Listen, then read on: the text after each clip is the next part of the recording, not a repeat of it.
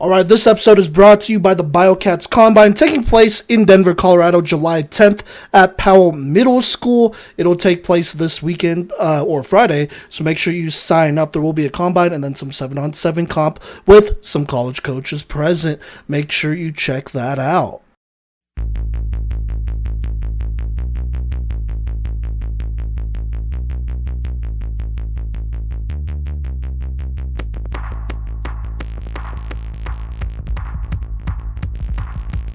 What's good, y'all? Welcome back to the Playmaker's Corner podcast. I'm your host for today, Simon Villanos, aka Coach V. It is July 6, 2026 when I am recording this. This should be coming out on the 7th here.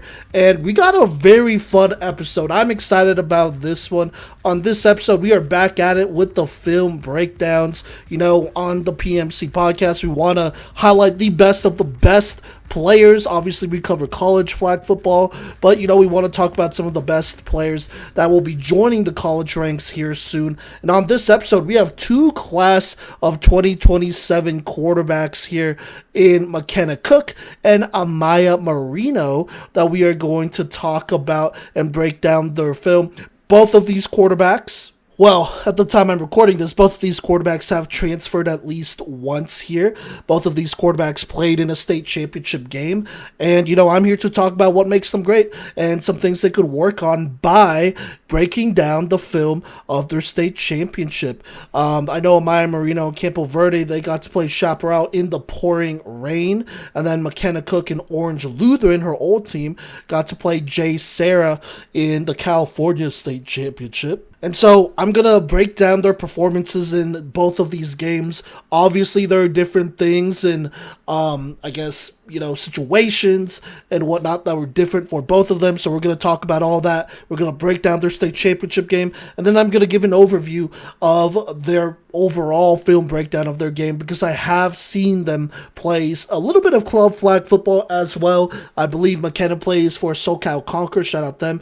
And then Amaya Moreno, I've seen plenty of highlights of her. She's actually a friend I would consider of the podcast. She's been following us for a very long time. I think almost since middle school. So shout out OG PMC fam right there in Amaya Moreno. But she's really turned into a great quarterback. And so excited to talk about these top quarterbacks. Some may argue that these are the top quarterbacks in the entire country. We got 1 and 2.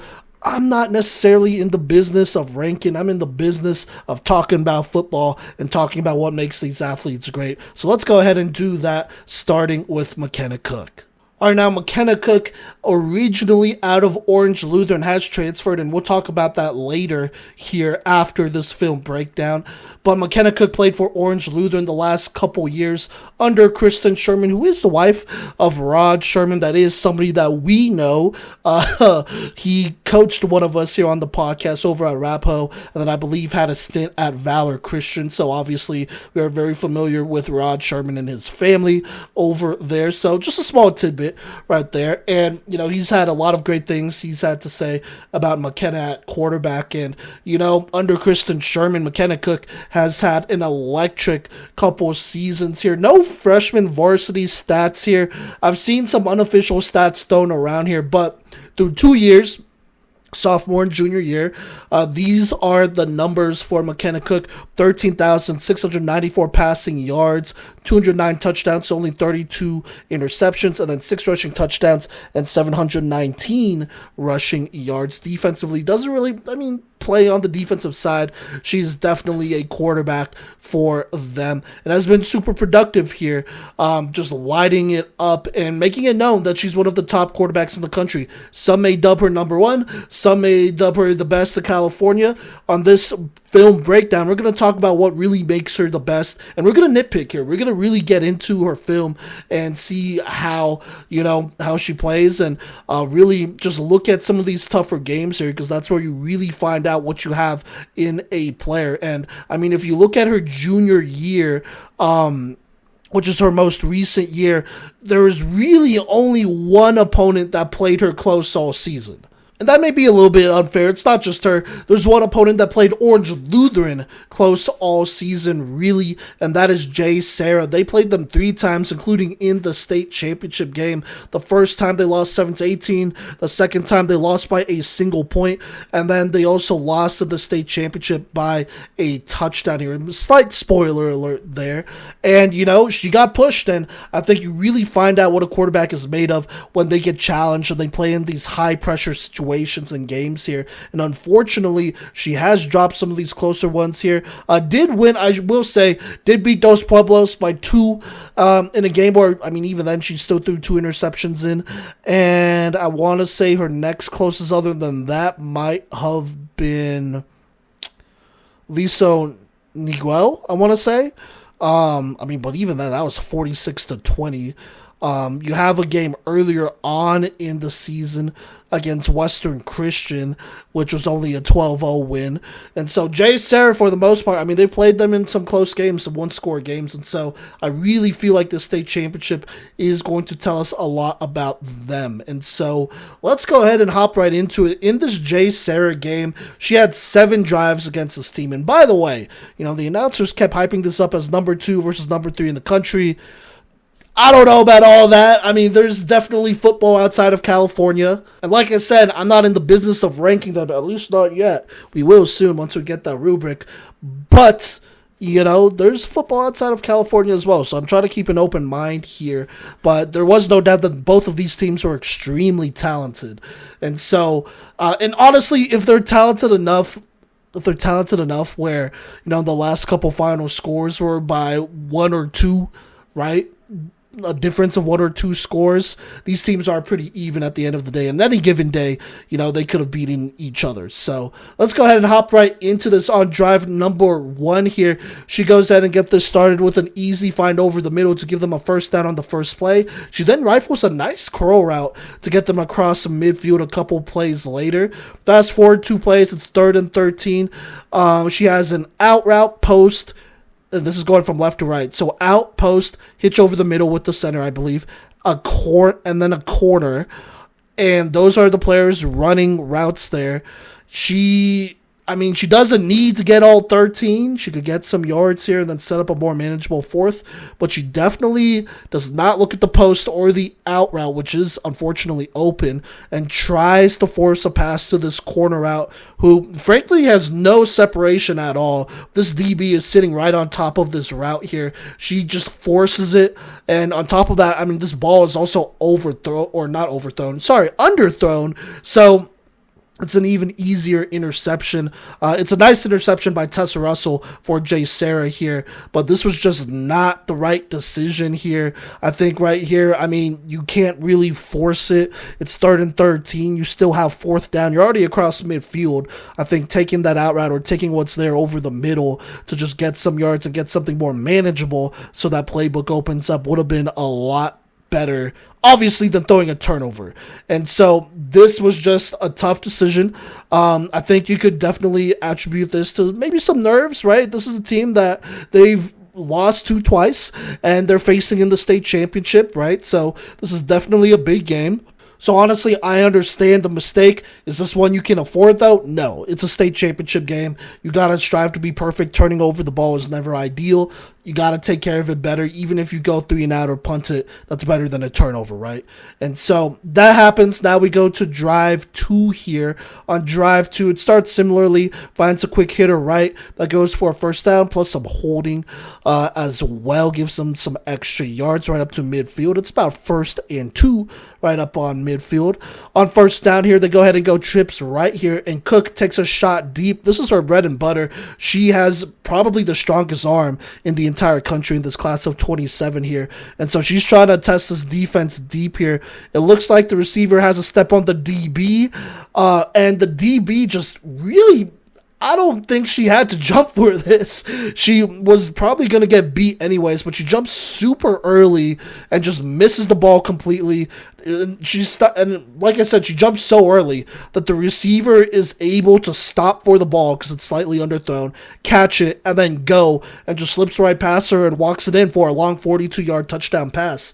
It wasn't the greatest throw by Makena Cook, if I'm being completely honest, because the receiver still had to stop for it. I think if the DB kept running, would she have still allowed the big gain? Probably, but you probably wouldn't have allowed a touchdown if you didn't take the gamble of jumping at this ball. And she just took a bad angle, and she's a young defensive player for them, a cornerback, I believe. I want to say she's a freshman. And so this is good IQ, though, by Makena Cook picking on her, knowing that maybe she has a little bit less experience, because I think a more experienced DB would have been able to make a play on the ball, or at least stop the receiver from scoring. And so they get a good score here. I'm not going to say lucky, because a score is a score, but they get in there on the PAT. Makena Cook rolls out right and then tries to throw it over the middle, but it's slightly late. The defender is able to break on it and knock it away, though. But still, it's not a turnover, and it's a score. So there you go. They get on the board here as Makena Cook flexes a little bit of her throwing power here and just talent in general. Now here we go to drive 3, one-on-one on these first 2 drives here. One not going for a score, one going for a score on drive 3, looking for a score. They go ahead and get another curl here on the money. She throw these curl routes with great timing. The way she's able to just zip it into these tight windows and allow her players to go make something happen. Awesome. Love that. It gives them a first down on play number 1. That's always a good way to get a drive started. Following that, a nice check down here. Her check down, by the way, her setter, very talented, can make a lot happen after the catch. Definitely somebody for coaches to look out for here. But she makes it 2nd and 8. She then finds a crosser here to her receiver, number 21. This is a nice throw across the field here, and she does the rest. The receiver does, that is, and goes ahead and gets them across midfield on the 19. So 1st and 19 to go here. Following that, she throws an open out route that makes it 2nd and 6, and then finds the motion receiver here. She puts a receiver in motion, and then she throws it to her on a quick hitch to go ahead and give them a first down in the red zone, as Orange Lutheran is finding the rhythm, and so is Makena Cook. Following that, she continues to just take what's there. I mean, they're letting the center get open, and I don't understand why, because she's kind of killing them. It's not like a 5-yard gain here and there. It's more like a 10 to 20-yard gain here and there, and she goes for another 12. Following that, Cook under pressure, rolls right, take off with some long strides here, just try to scramble, reaches out, almost gets there, but is stopped just short here, flexing a little bit of that scrambling ability there, but is stopped on the 2. And so here we go, still in the red zone, but only 2 yards away. She throws a quick hitter to her center, who's just running a flat route. Once again, the defense for Jay Sarah is just not paying attention to her at all. So this is easy money, and she basically walks it in and gets another touchdown. And, Cook, I mean, she's settling into this game here. Tough interception on the first play here, but then that second drive, you get that big deep ball deep, which was a little bit of a gamble because it wasn't the greatest ball, but you still go ahead and have the confidence to go ahead and continue to test them, and you connect. And then drive 3, we see a very settled Makena Cook. She just takes what's there and puts them up 13-7 just like that. And then on the PAT, this is kind of crazy here, but she's rolling out right. It looks like she's about to scramble, and then she just flips this ball, maybe the quickest I've ever seen from any quarterback. Just a flick of the wrist, and it just flies towards the receiver. It's a little high. She has to jump for it, but she brings it in and gives them the PAT. As like I said, they go up 13-7. I mean, this is just a talented play from a talented quarterback here who just flipped it. Like I said, quicker than anybody I've seen out of a running form. She really wasn't in a throwing form when she flipped it forward. So love to see that. And there you go there. Orange Lutheran up by 2 scores. Up by 1 score, but scoring on 2 of their 3 drives. Not bad at all. On drive 4, it is the second quarter. Still up by 6. Looking to extend this lead here. After an incompletion, Cook tries to throw a very dangerous throw on a dig route. It's a little high. So her receiver has to stop for this one, but she does bring it in. This is a great play by their wide receiver, who just high points this one and falls down on it. And so that gives them a first down pass to midfield. Like I said, little risky here, but a completion's a completion here. You gotta trust your receivers in games like this, and that is what Makena Cook is doing. Following that, couple plays in, we're across midfield, 3rd and 11. She finds another curl route that puts them in the red zone once more. That is, I believe, 3 straight red zone trips after that interception right there, which you love to see. That shows production right there. And it's 1st and 20 here in the red zone. On first down, she fires to an open hitch that gets them a couple yards. 35 seconds and counting here. I don't know why. Maybe they don't call a timeout. Maybe it's because they don't. I don't think they have one right here. But 35 seconds and counting. You have 3 plays, though, for 35 seconds. They go hurry up, and Cook, under pressure, she's rolling out. Under pressure by 2 rushers here. You have the backside one who's in pursuit, and then you have the one on her right that is just coming off of a block. And Makena Cook has an open wide receiver on the drag route. And instead, she just throws a really bad interception, like directly to the rusher to her right, who was being blocked here. And she just intercepts this one. Like, it could not have been more towards her than the other receiver. And I don't know what that is. Yeah, I don't know. I mean, it's just a really bad throw. Her receiver was open. She probably had a nice 5 to 10 yard gain right there. And this could not have been more off the mark. And she's rolling right. The receiver's rolling right. She's rolling right. She's right-handed. So I just kind of don't understand this play. But it's just one of those that's just a bad play. And unfortunately, Jay Sarah is eventually able to tie this game by the time she gets the ball back. So it's 13-13 by the time they get to drive 5. And so that's a tough opportunity, missed opportunity there. Not only do you not score and go up by 2 scores in the state championship game, but you do give them the ball back and they score right before half, I believe, or they stop you from scoring at the very least, and then they score to start the second half, the 3rd quarter. And so by the time she gets the ball, it feels like a different game. It's 13-13 here on drive 5 here as she takes over in the 3rd. And you got to get on the board here. You got to get productive, get as close as you can, and that's what she does. She, on first down, escapes the rush, finds her center who's wide open over the middle, and she just takes off again for an amazing gain. Once again, just like not covered, and I don't understand why, because she just went for another 20-plus yarder. So there's that. Eventually, it is 4th and 4 a couple plays later, and on 4th down, they're across midfield, by the way, Cook just outruns the rusher, just these long, strong strides here, and goes ahead and gives them a 1st down here. What makes it worse is that Jay Sarah also jumps offside, so eventually, a couple plays later, it's 2nd and 7 in the red zone. Since the interception on drive 1, this is her, I believe, 3rd, 1, 2, 3, yeah, 3rd red zone trip. 3rd red zone trip on the 2nd drive. She just threw a deep bomb, so there you go there of the game here. And here is what happens. On 2nd and 7, she motions her receiver over and then kind of tries to throw this back shoulder quick hitter towards the front of the pylon, but the receiver was not looking for this at all and not maybe running the route that she thought she would, because the DB literally just takes a step forward and almost intercept. There's probably should have been a pick 6, if I'm being completely honest with you. This is just a really bad miscommunication by the receiver and quarterback, but fortunately for them, she drops it. So not a great look, right? But, you live to fight another day here. On the next down, Cook escapes the rush, wins towards the corner, but she is stopped just a yard short. So now it's 4th and 1 here in the red zone here.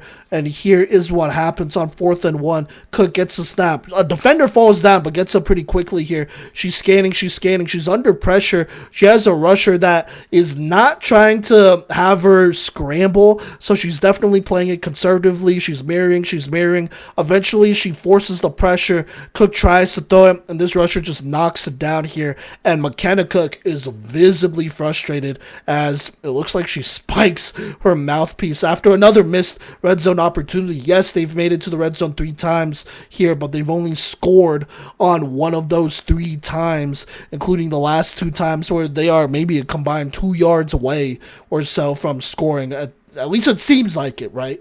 And This is just a tough missed opportunity here. I don't know. I mean, you can't really see the red zone from where the camera is on NFHS. You see Makena Cook just buying time, running around here. This rusher is not wanting her to scramble, so she's allowing her to kind of just scan while she mirrors her and slowly closes it. And this is honestly great play by the rusher as well.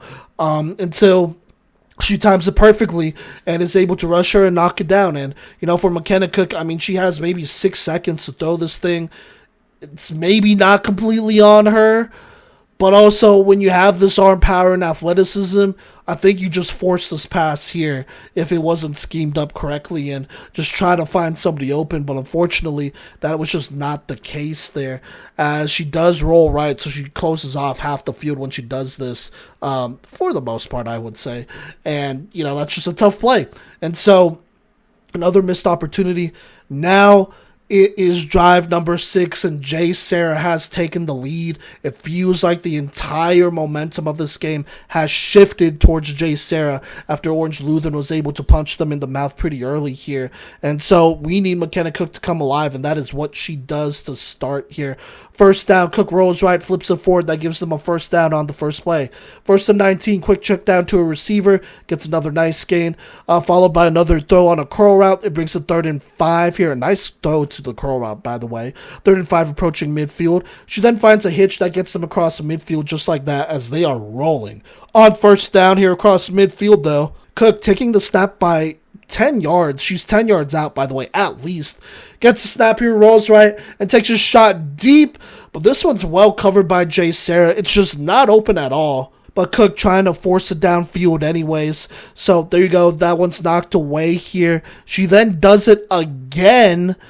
And this one is just not... Sorry, the first one is out of bounds here. It wouldn't have been completed. The second one is knocked away. Either way, both of these shots are just not there. She's getting a little impatient here. It's now 3rd and 20 because they haven't gotten any yards on the last 2 plays. And she is able to get something here to make it manageable. She throws a dart left to a receiver who makes a contested high point catch. Just a great catch and throw by Makena Cook here.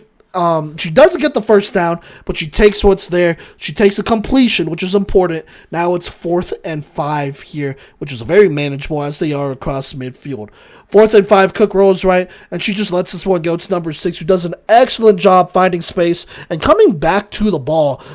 This wasn't really open. It was kind of like a seam route, and Makena Cook just leads her more inside, and the receiver is able to adjust with her. This is great chemistry, if anything, honestly, by both of these players. And the receiver is able to go ahead and bring it in for a big-time play. That is just hard to guard. And so now it's 1st and 7 here in the red zone. A 4th straight red zone trip for Makena Cook and Orange Lutheran here. On first down, Cook finds an easy, wide-open drag route. It was just not covered, but she stopped short of scoring just about a yard, maybe some inches here, 2nd and inches. And on 2nd down, Cook rolls right and throws a beauty of a low throw towards the right pylon. Her receiver comes back for this ball here, creating just excellent space here and getting leverage on this low throw and making a great catch to finish the play here. Great play by Cook, great play by the receiver, who are just on the same page as they get a touchdown here. On the PAT, Cook in a similar situation at the end of drive 5, but is more decisive. Just fits it in a tough throw over the middle here to go ahead and take the lead, I believe, 20-19. I will say, for the most part, there's some pretty easy throws on this one until she gets into the red zone here, and she just operates cleanly and takes over using her own elite ability to fit these throws only to where she can, away from her receiver or away from these defenders, and only towards her receivers, who, mind you, are making some great catches here as well. And so you love to see that they're able to score finally. You forget about all the drives that they were not able to score here, and they get on the board and take the lead. Except Jay Sarah responds, and they go ahead and take a 5-point lead. That leaves Orange Lutheran down by 5, a chance to win the game here. I want to say there's about maybe a minute 30 or so and no timeouts for Orange Lutheran, so they got to get out of bounds. They got to stop the clock here, and it is under 2 minutes, so, it is pro rules here, and so that is the situation. A touchdown wins the game. They're only down by down by 5 here.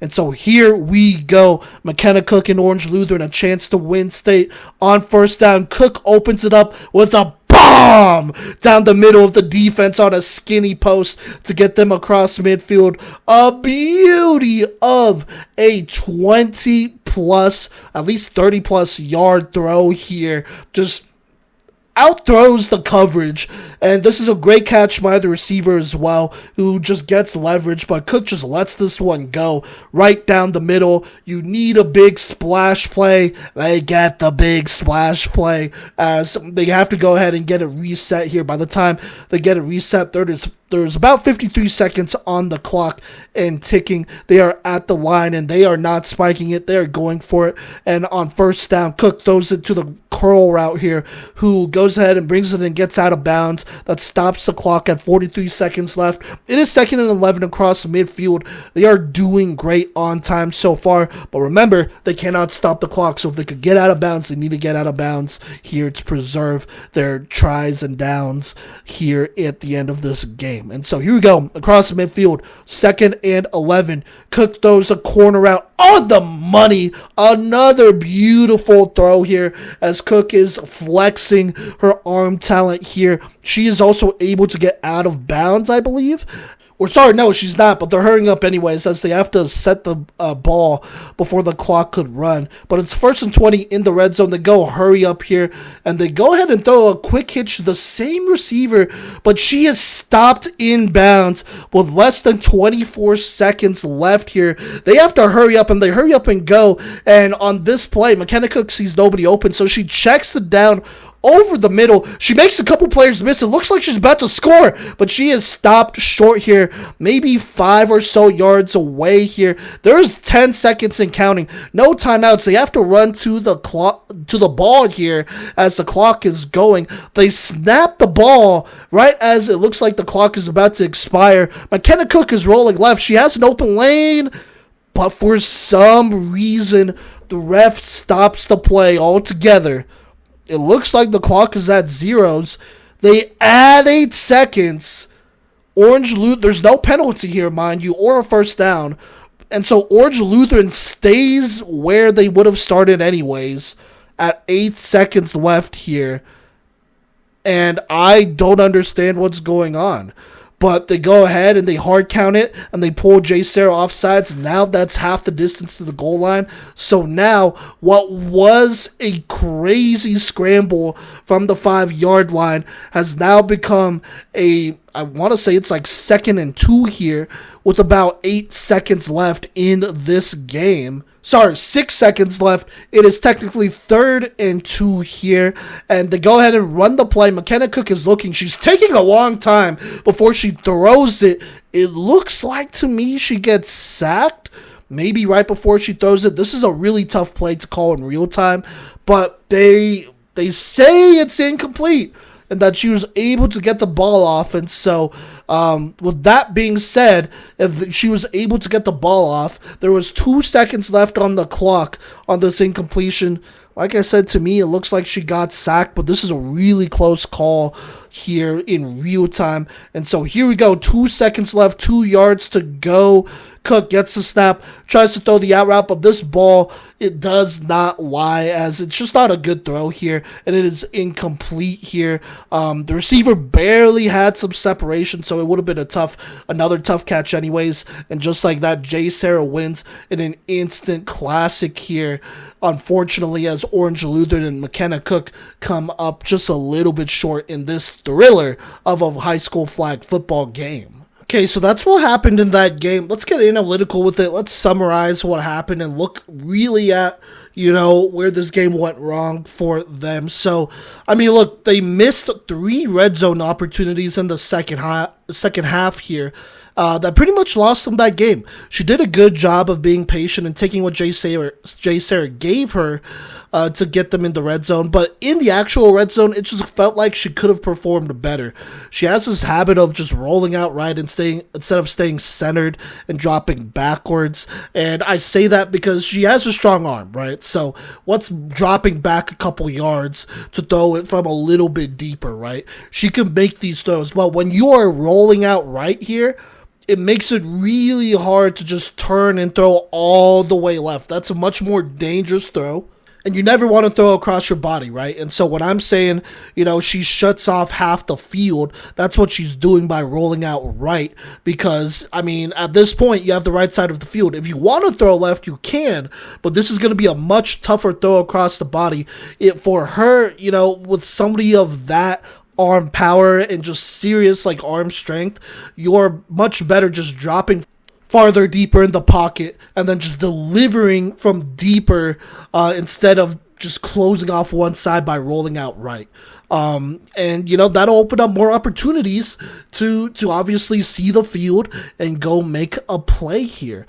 And like I said, with her arm power, she can make these throws. When she's in the red zone, anything inside of 20 is easy money, right? What's another 5 or 10 yards? That's she is very comfortable making these throws here. And so I think if she drifts back farther, there's definitely nothing wrong with that. I think her maneuvering in the red zone does say a lot about her game, but it also reveals where it needs to grow, right? And so let's go ahead and talk about the things that I love about Makena Cook's game, stuff that I took away from this state championship game, stuff I've seen from clips, from other games as well here. Let's start with the strengths here, the things that really distinguish her from other quarterbacks and prospects around the country here.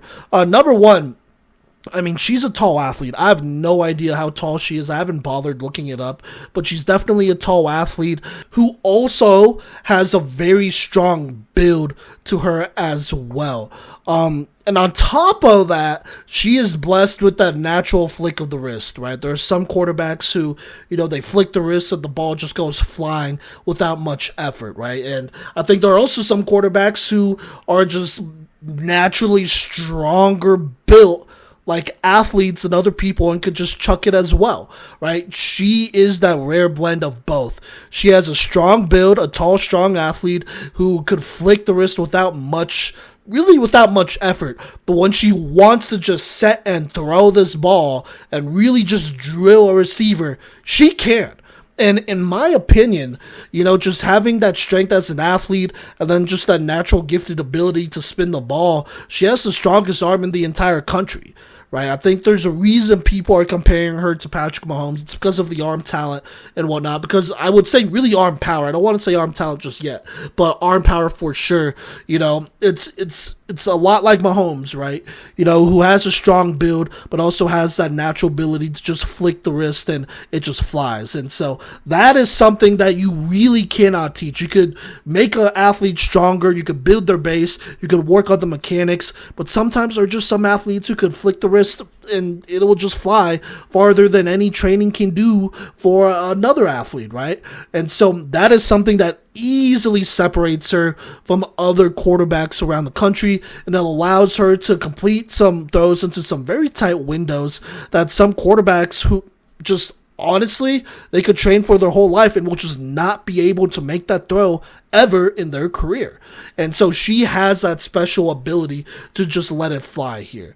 It is truly elite and generational when it comes to just arm power. On top of that, she's just an overall good athlete. For her height as well, she is very mobile. She moves well. She could beat players through the corner with her long, strong strides here. She is a soccer player committed to go play for the University of Georgia. So, that athleticism is obviously there. She's definitely more of a north-south runner. She's not going to break somebody down in space and just juke somebody out. If you could find her a lane, she will take advantage of that and more and will be out of there. So she's definitely somebody that you got to consider as a little bit of a rushing threat, I would say. But most importantly, this makes her really tough to like run down, because she is a taller athlete with those strong strides here and is able to just outrun just players in general when it comes down to it. So there is that. That's something that is a big part of her game as well. And then last but not least, something that really separates her that I think is a strength in her game as far as flag football goes, her timing on the short and medium routes is good. I wouldn't say quite great, but she can anticipate these throws and let the ball go pretty comfortably in that short to medium range. I'm talking anywhere from line of scrimmage to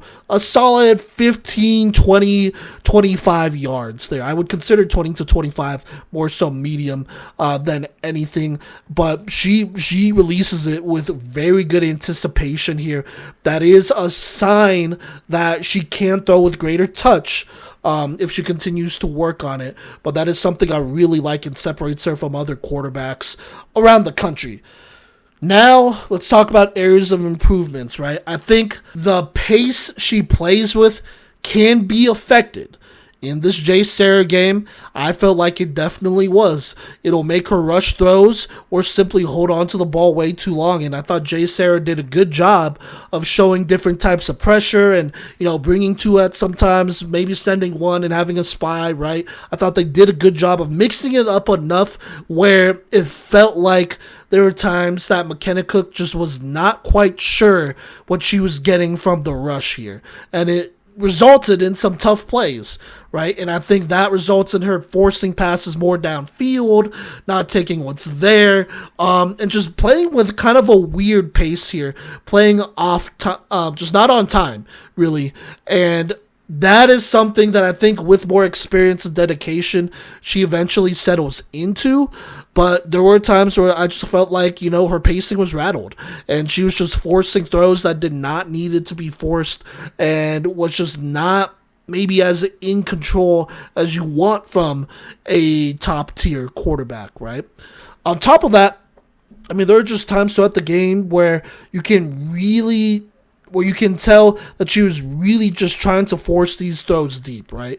I think her ability to throw deep and stretch out a defense and outthrow the coverage is one of the things that truly makes her elite and just lethal. And I just felt like she was trying to spam that a little bit too much here. And against a team like JSerra, who she's played, 2 other times before, this was the third meeting, they know what her tendencies are. You're not going to catch anybody off guard with that. They're going to naturally give you a much bigger cushion than other quarterbacks, and it showed. They're ready for that. There are times where these JSerra DBs are just standing there waiting for that ball to come down as they make a play on it, and it's because, they gave the cushion and were anticipating her to force these. And I just feel like, when things are tough, this is just a very unfortunate habit that, JSerra knew that I saw pretty quickly here. And whenever you are commanding a drive as a quarterback, your job is to keep the drive alive until you're either as close as you could get or until you score. And getting 0 yards on back-to-back plays is just not it, ever. Right, I'd rather you take the 5 or whatever and make something more manageable where the playbook could be opened up more than you're trying to take these shots from deep that, is a gamble at the end of the day when you're playing a team that knows you well or is just disciplined. And as she matures as a quarterback, she's going to find that she can control the game in other ways and control the pace of the game by making good decisions, right?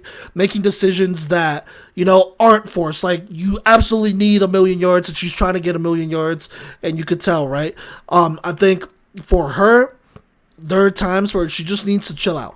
It is okay to not have a big splash play after 2 drives, as long as you are putting your offense in a situation to go score. I think the big thing is that when you get close enough, you got to go ahead and punch it in. You're too big of a quarterback, too talented of a quarterback, too athletic of a quarterback to not be automatic from 10 yards, 15 yards out. Really red zone out, honestly. And I think that's the attitude she has to have, but to get into the red zone, there are multiple ways you could build that drive, and you need to be more open to that rather than taking these deep shots, right? I know it keeps some of these players honest, but when you're playing a team that knows you, you take what's there, and then you pick and choose, which, like I said, red zone, you pick and choose when to really turn it on and force that ball. I'd rather force, a pass on fourth down in the red zone than a pass,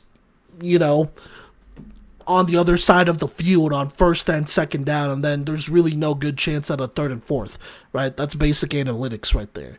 So there you go. Like I said, as she matures as a quarterback and continues to take more reps and play, she's going to find that pacing. Maybe it's just Jay Sarah who has her number, but that's not necessarily a good thing, and I think she knows that. And so we're going to see what happens moving forward as far as the pacing and control of the game goes here. Now, as far as her agility, I think she can move well for her frame, but I would definitely love to see a little bit more escapability, just extending plays and throwing right off the run. And then also just, like I said, staying in the pocket and winning from the pocket. If she can win from the pocket, nobody will be able to stop her. Nobody. And she has the talent to do so. She has the talent to be a surgical and lethal quarterback from the pocket. The type of levels that we have not seen before in women's college flag football and girls high school flag football. She has that ability. But can she develop the decision making, the patience, the pace controlling decisions that she needs to make on a consistent basis to be truly surgical, right? And when you're truly surgical, it don't matter who you play. You light him up no matter what. And even in this game, she still had like 370 yards. Did have 3 interceptions, which is not good, right? But it is what it is. And I think if she plays at a truly surgical level, which I think she can, and she can take that step forward going into this senior season, then she could truly be generational. I think she's already really great, and some would argue generational from a physical standpoint, but a truly generational quarterback is one that can control a game and score on every drive, no matter what a defense is throwing at you. And I think there are definitely some holes in her game where, you can rattle a young Makena Cook like this. You can get in her face. You can force her to make some gunslinger type of decisions. But for Makena Cook, you need to be patient. You need to trust the process. You need to trust your IQ and know that, hey, this is how the play is supposed to go. When it breaks down, this is how the play can go. This is where I want it to go because it is a high percentage decision here. And so I'm very interested in seeing how she develops as far as player comparisons, player models go. For my non-flag football viewers and just football fans in general, I see Justin Herbert, especially like college Oregon Justin Herbert, who had all the physical ability, who could run around, who could throw it out the field, out the stadium, right? But, every now and then just made some boneheaded throws, made some late decisions that put her receivers at risk, that forced his receivers to make great plays. And even now in the NFL, I feel like there are times that when it really comes down to crunch time, he makes some of these same mistakes here. And so it's not a bad thing at all. I think the physical ability is going to really help her get by, but for her to truly take that next step and move towards that next level of truly generational, in my opinion, you got to be consistent. You got to be surgical. You got to make the right decisions. You cannot be rushed. And these are just all things that, Justin Herbert, there's a reason why he has the record he has in the postseason. You can light it up in the regular season, but what's the postseason? And I guarantee you, Makena Cook, she's a competitor. She cares about these championships. She cares about winning, especially these games against teams that she knows is good talent and would be a great win on her resume because it's talented player like her against a talented defense like Jay Sarah, right? I know she values, those type of wins. She's won plenty, but I know she has enough respect for that team to yearn to beat them, right? And so we will see if she takes that step forward here. And I think she can. I think, the Justin Herbert comparison is very good, right? I think the other comparison I want to make, and this is more for my women's college flag football fans here, people who have been following college flag football, but I see a more mobile Mackenzie Hicks, right? We haven't really seen a player on the women's college flag football level who has this combination of arm power and mobility. Now, Mackenzie Hicks, she's not a, stone in the river. Like, she could move around a little bit and whatnot. Can she scramble like a McKenna Cook? No. Does she have similar, arm power and talent? Yeah, for sure. But that's what makes McKenna Cook special.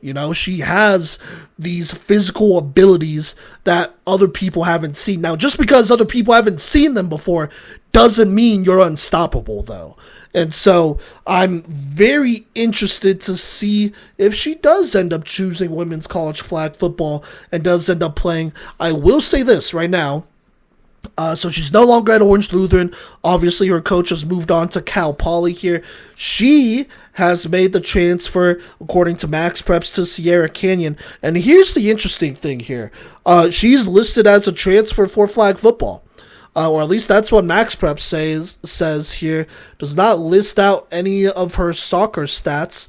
So this really feels like a transfer that is flag football motivated. Now, if this is flag football motivated, right, going to a different school your senior year, it kind of makes me think that she's leaning more towards this future in flag football. Now, she's committed to the University of Georgia, has been committed since August 6th, 2025, so almost a year from now. But her last couple posts have been flag football related. She has represented Team USA, and played at a high level, mind you, as well. She's a competitor. I got to watch her play in that Oakley Icon Alliance League here, which, by the way, is 5v5 and is a great league for club teams. And, she was lighting it up. There's a reason she's the top quarterback, in the country. And I'm just going to be honest with you. I just really don't think, and by the way, she's also been offered by Nebraska as well, even though they've recruited 4 or 5 other quarterbacks who have signed. And is the first person ever to be offered a Power 4 scholarship. But with all that being said, I just feel like her future's in flag football.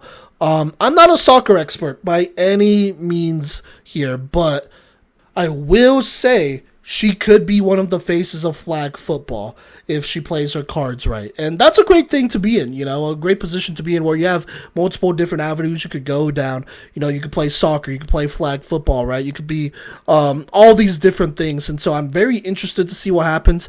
Selfishly, I would love to cover her in college. I think legitimately, she can be the face of U.S. flag football, if not women's college flag football. And that's not something, that I'm saying lightly here. I think that's a very real reality for her. You see the arm power, you see the talent, people are in awe of how far she could throw the ball and, how productive she has been. She's your classic, also, I'm just being honest, she's your classic California quarterback that Max Preps loves to hype up, right? She's everything you want in an all-American quarterback. Now, does that mean she's perfect? Heck no. Does that mean she's the number 1 quarterback in the country?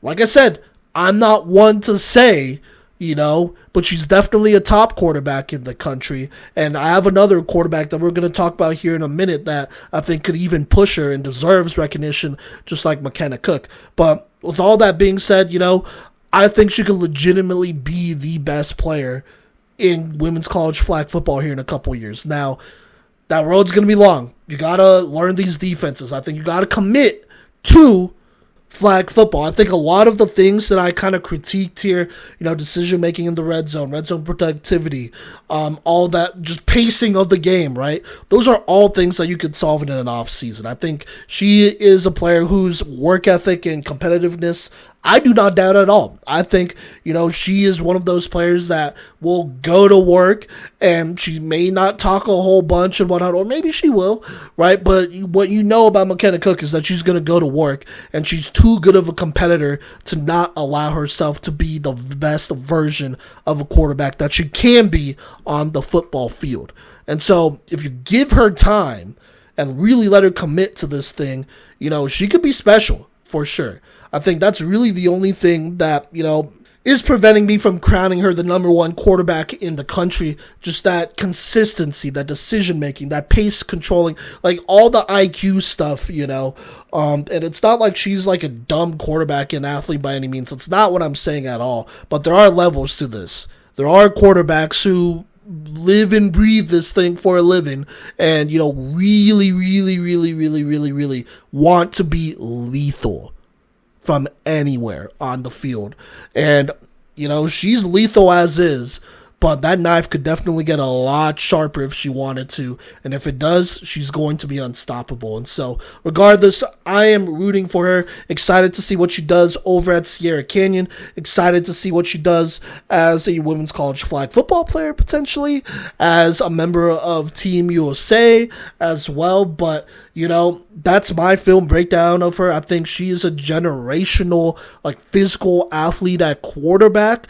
Now, I can't say generational quarterback because I think there is some shortcomings as far as everything else goes, the decision-making, consistency, and whatnot. But if I am a college coach, if I'm a next-level coach, you cannot pass on the ability or pass on the potential of coaching a Makena Cook, right? And I think every coach, has that confidence, hubris, whatever you want to call it, that, if they get Makena Cook, they can get her fine-tuned to be the proper lethal quarterback that we all know she can truly be on in and out basis, on a 10 out of 10 basis, or at least 9 out of 10 basis, right? Because nobody's perfect.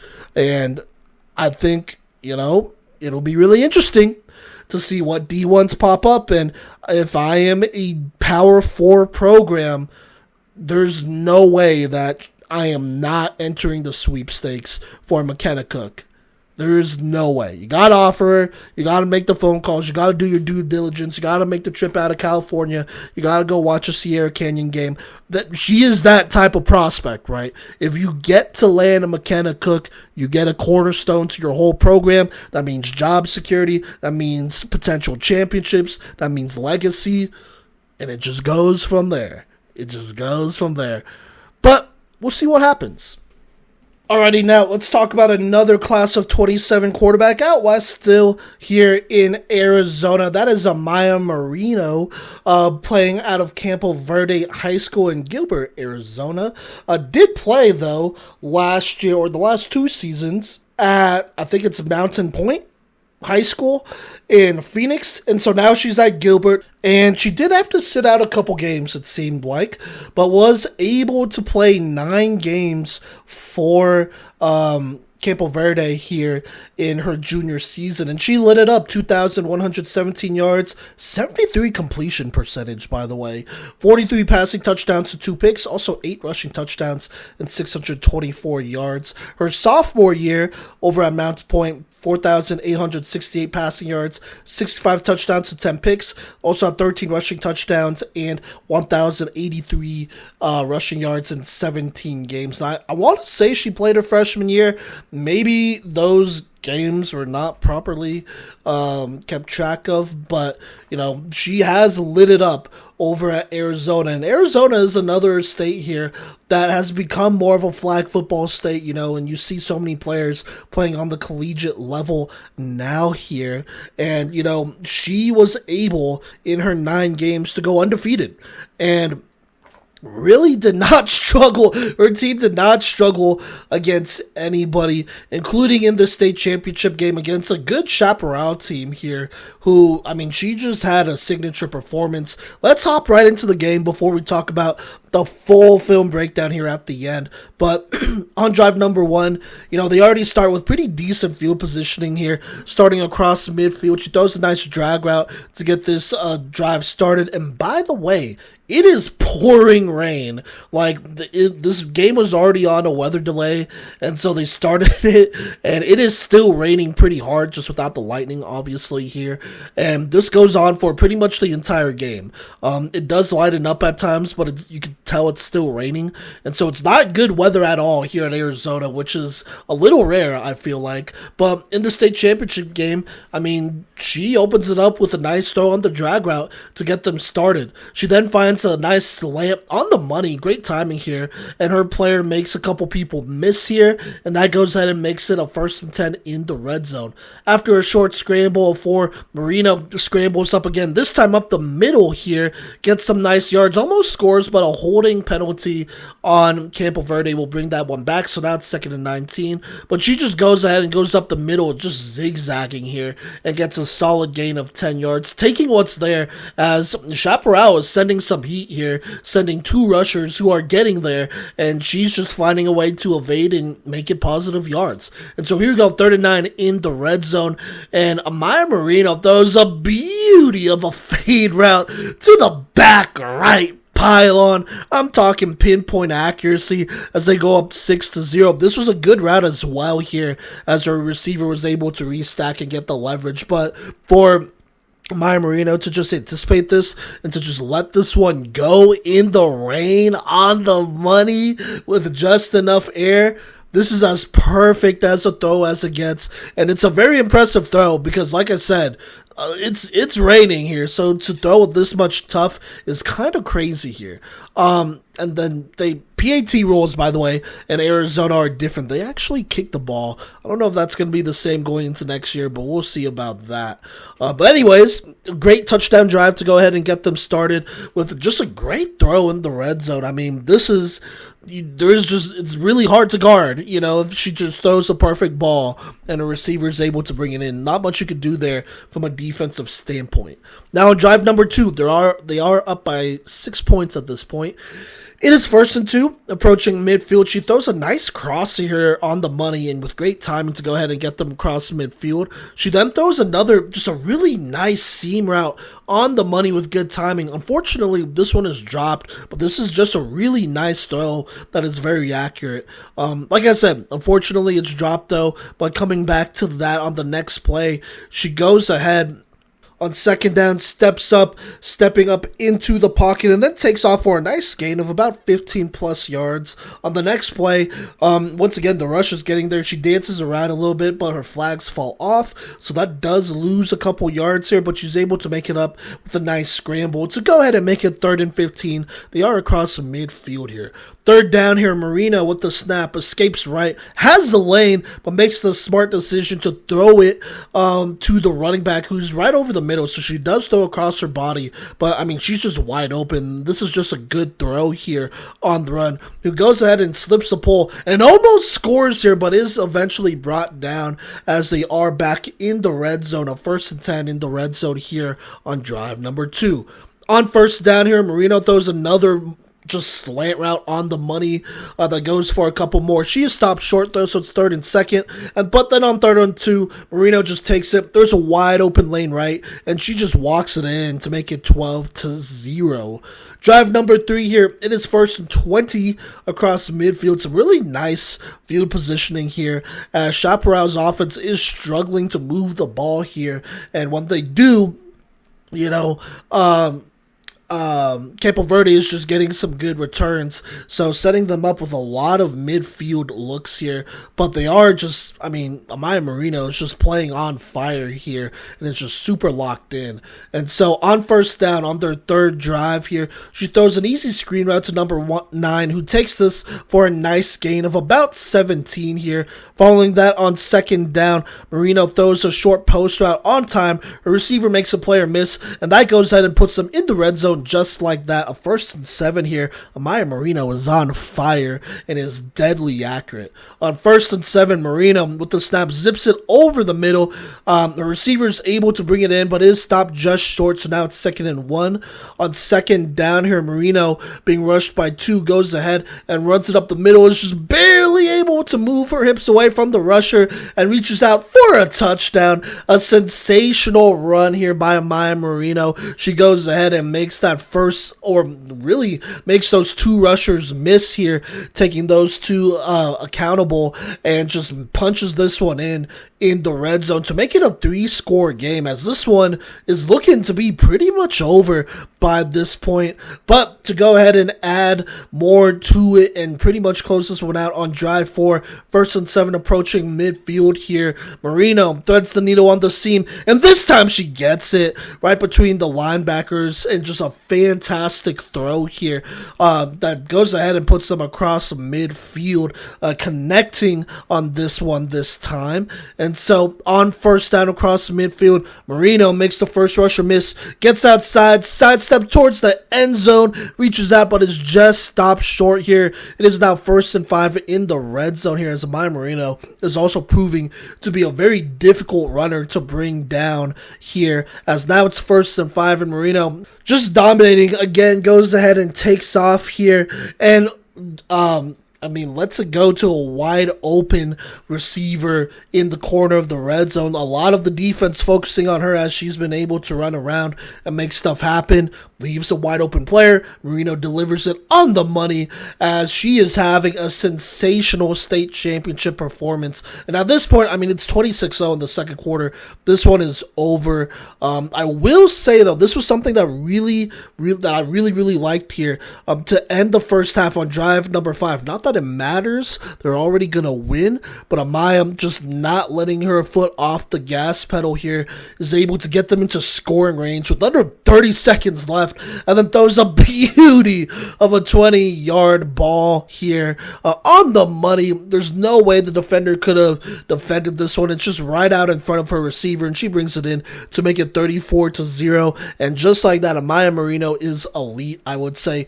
5 drives in the first half, 5 touchdowns. Honestly, what more can you say? Her final stat line, mind you, in the rain, 21 of 25, 223 yards, 4 touchdowns, only missed 4 passes, was 84% here throwing in this game, throwing in the rain. And then also had 13 rushes for 115 yards and 2 touchdowns, a total of 6 touchdowns in this game, as they win 57-0 over Chaparral here. She was unstoppable. Yes, the receivers were catching things, and there are some good catches here and there, but just the decision-making, there was no problem with her decision-making. And, I'm just also going to put it out there. She was under some serious pressure by these Chaparral rushers. The number of times she had to go ahead and break their contain and run around and just to extend the play and make something happen happened quite a bit here. And there were a couple times they almost got there, but she was just able to slip him. She was extremely sharp this game, and that really impressed me. And I've been able to watch plenty of Amaya Moreno over the years, watching her through club, watching her at her old school as well. But this is definitely, one of the top performances she has ever had in her career, and shows really what her potential lies at. But let's go ahead and talk about her strengths here. As a quarterback, as a whole here, look, she throws with some velocity and some pinpoint accuracy that not many quarterbacks possess. There is some real zip to these throws where, if she needs to thread the needle, she is threading the needle and just spinning it with so much force that it is hard to defend this pass here.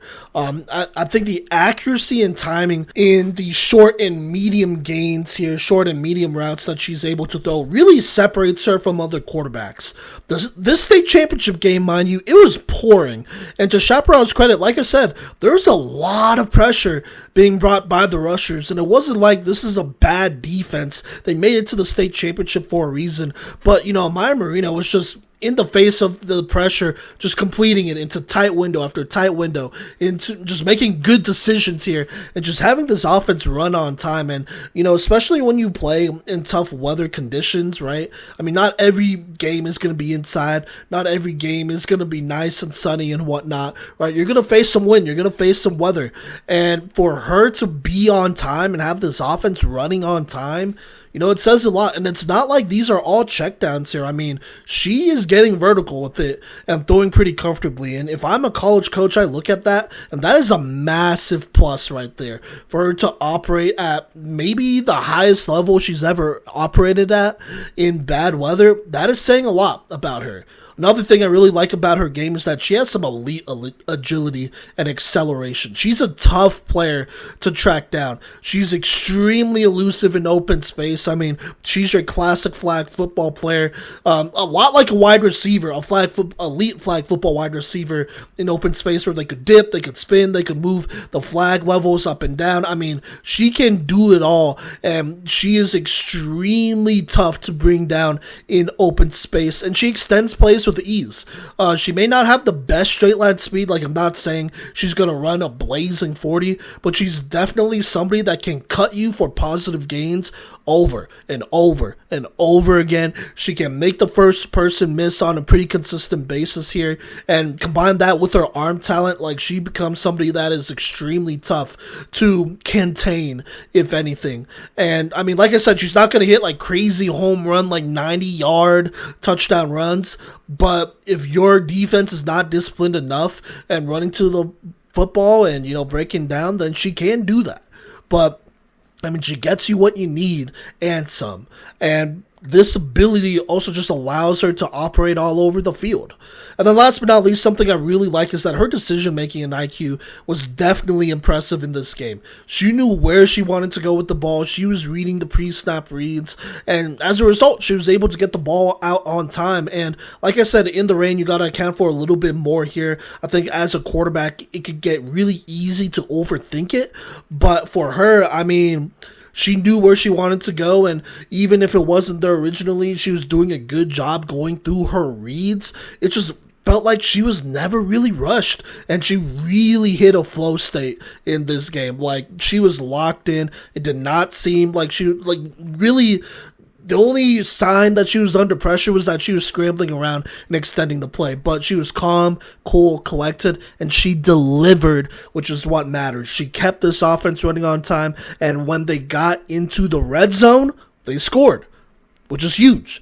That's something we talked about with Makena Cook. She was able to continuously get her team in the red zone, but they struggled when it came down to these crunch time, short decisions you got to make in short spaces. And, Amaya Moreno just didn't struggle at all. She was able to create space. She was able to throw on time. She was not rattled. She took the rush at face value, which is a good rush, mind you, and she dealt with it. And that is something that really stood out to me, She was able to put it all together, agility, throwing, decision-making, and you love to see that out of a young quarterback who's only entering her senior year, like this upcoming season. It's really nice to see where she's at. Now, let's talk about areas of improvement. As she gets stronger, I think the accuracy on her deep ball will improve, because that is something that I kind of look at it a little bit, and she's not necessarily somebody that is going to out-throw a defense. Maybe, I don't think so.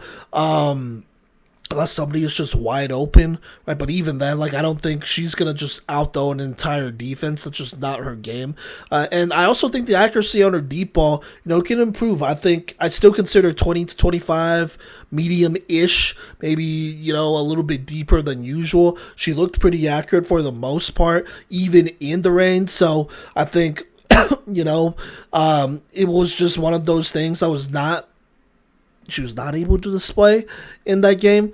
But I still think in general, as she gets stronger, that deep accuracy is going to be there, and she's going to be able to play a much more complete game. I think that's really being nitpicky. It's not that she's a bad deep ball thrower either.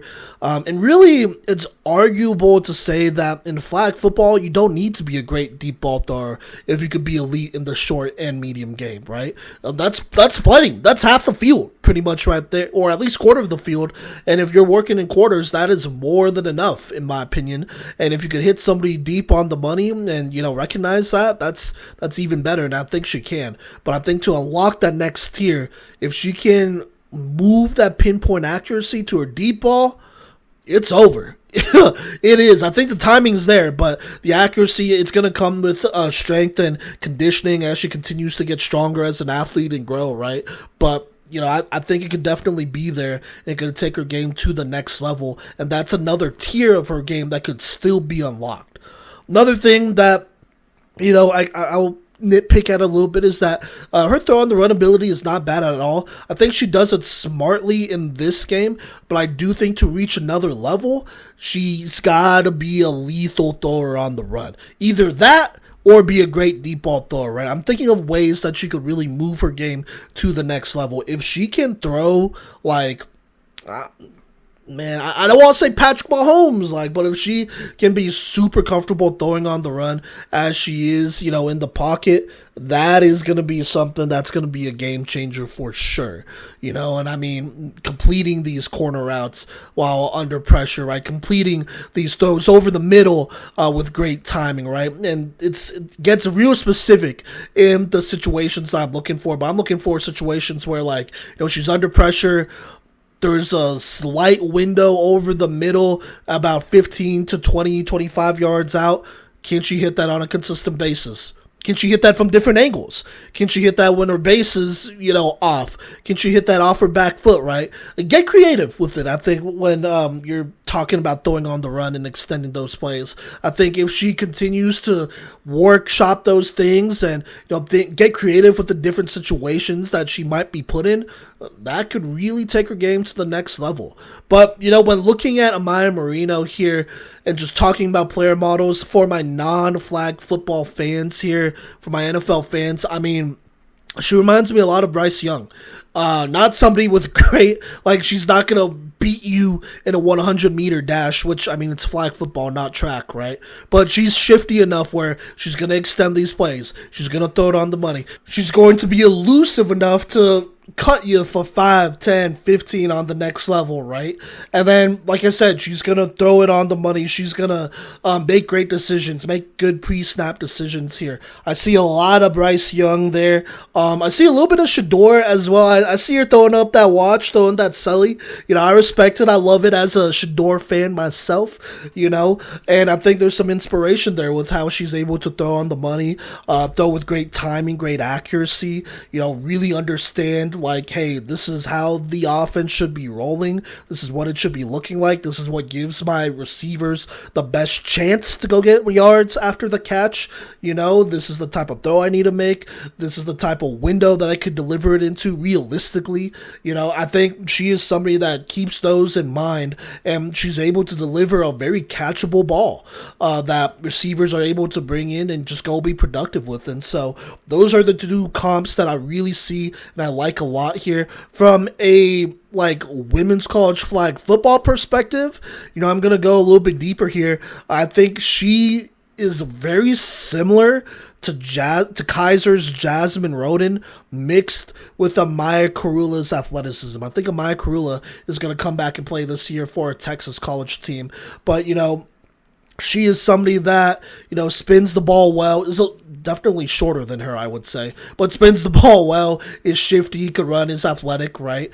But I kind of feel like Amaya Moreno has a little bit more of that Jasmine Roden build and style to her play where, she's shifty and she can move around, but she's going to really kill you from the pocket if you give her time, right? I think...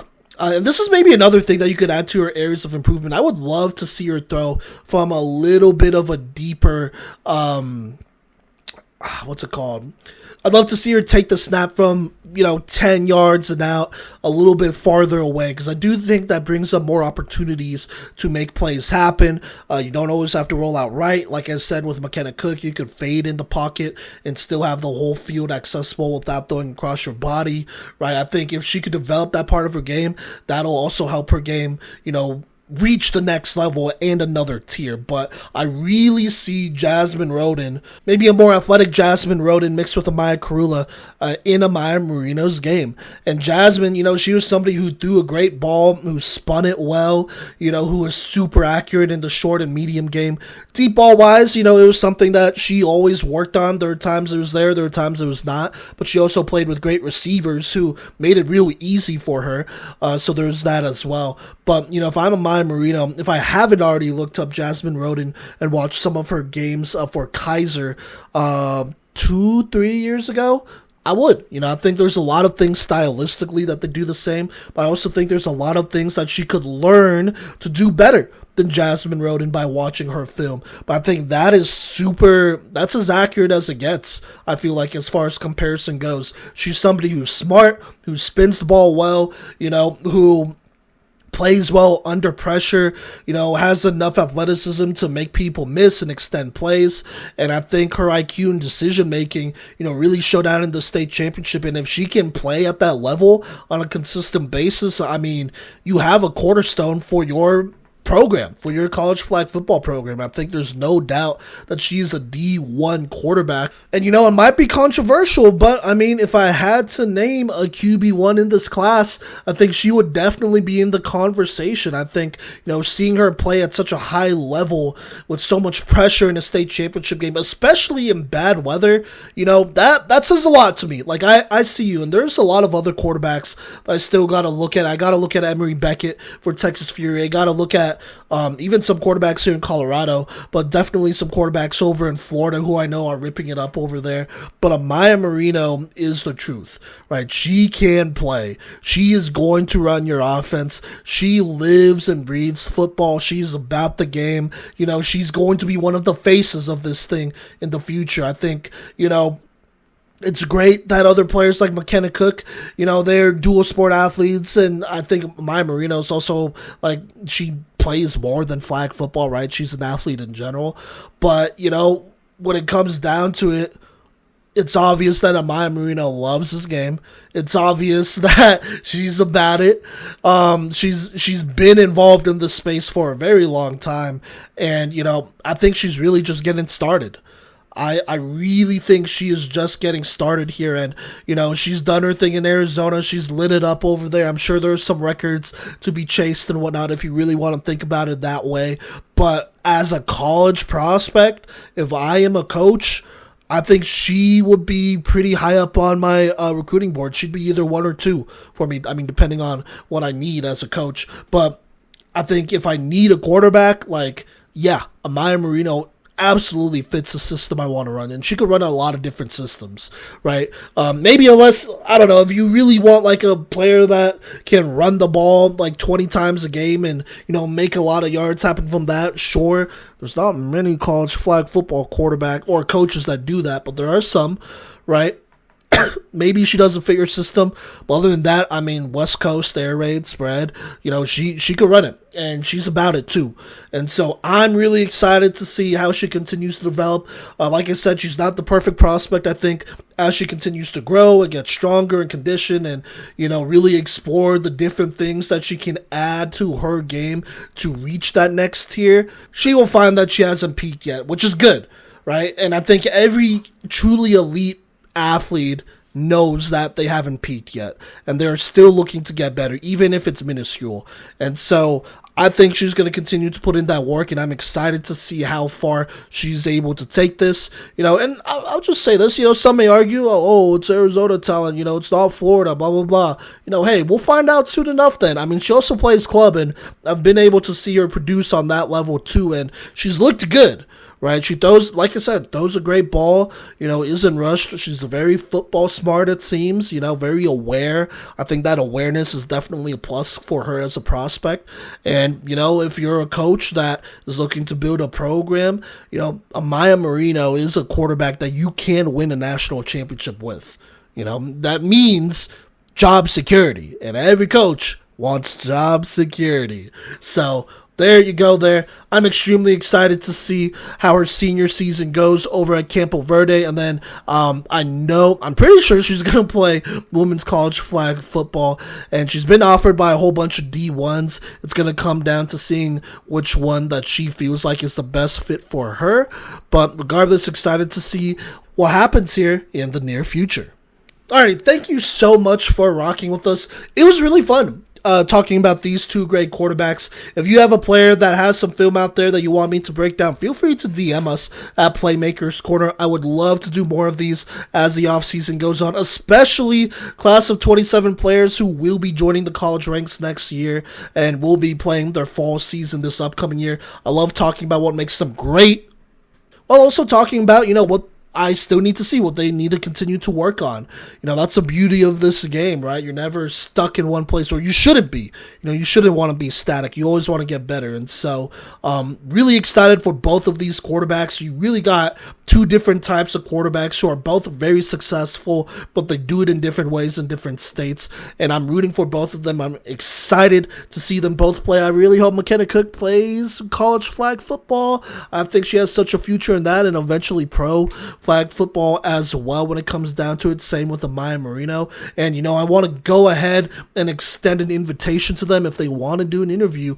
We would absolutely love to interview both of them, obviously before their season starts, so we're not interfering with any off-season stuff, but or after, that works great as well. If you want to announce your decision on the show, that'd be great too. But you should do what's best for you, and they will definitely do that. But just know that we'll definitely be keeping tabs, and the future of flag football is exciting, and it's because of these young great quarterbacks who are about to light it up on the next level here pretty soon. Mark my words. But once again, thank you so much for rocking with us. Make sure you check us out at Playmaker's Corner on social media. Check us out at playmakerscorner.com.